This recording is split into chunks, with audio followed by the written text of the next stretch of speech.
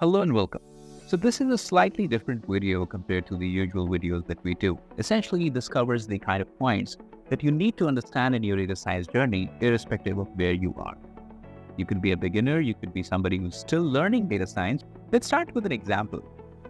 Let's say you go to a doctor who's a very reputed doctor in your region, very popular doctor, has a lot of patients. You have to wait for hours to be able to get an appointment and to be able to meet the doctor. And when you finally enter the doctor's cabin, this doctor just looks at you and starts writing a prescription. Would you be comfortable buying that prescription? Well, most likely you'll not be comfortable. Why? Because you'd not be able to trust if the doctor actually understood your problem. The reason I'm quoting this example is because a lot of us behave like this when it comes to data science. A lot of us just want to get some data and fit a model to it. But please understand, in a real world scenario, when a business provides you the data, they also need to have the trust that you understood their problem. And in order to be able to do that, you need to interact with the business representation. You need to speak to these stakeholders and understand the problem a little better. That's one part which is often a big challenge because people do not understand the business processes, they don't get enough context, and they still try to solve the problem. A lot of times, the solutions so found would be useless.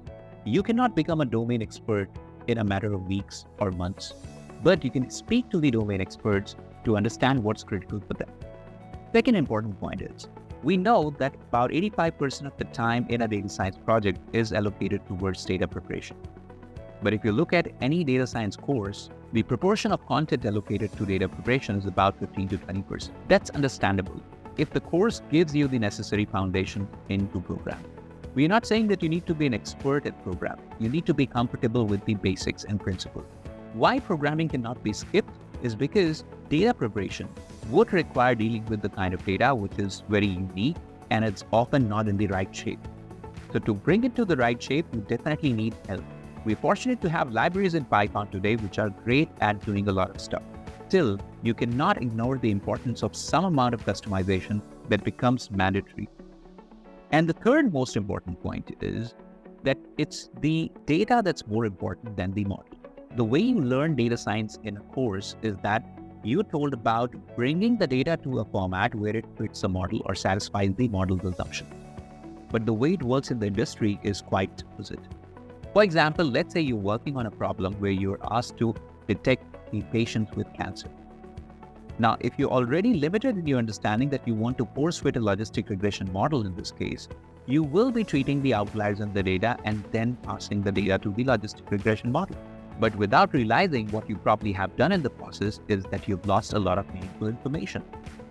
For a cancer patient, the presence of blood cells, the presence of electrolytes will be very different compared to a normal healthy person. And if you've treated the outliers, you're actually giving weaker inputs to your model. As a result, the model might not be able to do justice. And let's say even if you end up getting good results somehow, you still must keep one thing in mind. A suboptimal model output with the right approach is better compared to an excellent model output with a questionable approach. So I hope these 3 points that we discussed here give you a perspective, which is not just the theory, which is how you should connect with a business and connect with their data and then solve their problem. But how you approach solving a problem would actually determine the difference between just about an average data scientist and an excellent one.